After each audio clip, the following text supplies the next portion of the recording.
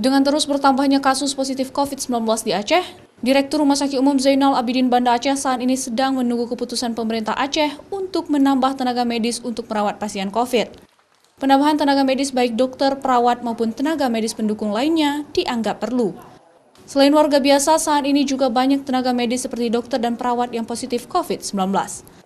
Direktur Rumah Sakit Umum Zainal Abidin Banda Aceh Azharuddin mengungkapkan, hingga saat ini tenaga medis yang ada di rumah sakit tersebut telah memberikan pelayanan maksimal bagi pasien.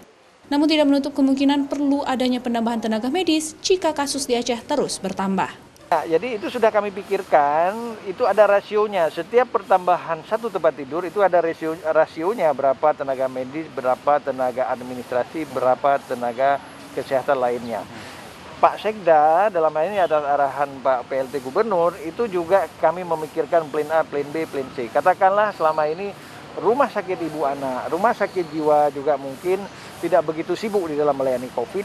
Bisa saja karena itu seluruh stafnya adalah milik pemerintah Aceh. Jadi Bapak Sekda itu punya diskresi untuk menunjuk atau menugaskan mereka untuk bertugas pada tempat ruangan yang sudah kita siapkan. Azharuddin juga meminta agar masyarakat sadar dan percaya akan virus corona dan terus meningkatkan kewaspadaan dengan mengedepankan protokol kesehatan seperti memakai masker saat berada di luar rumah. Syahril, Kompas TV, Banda Aceh.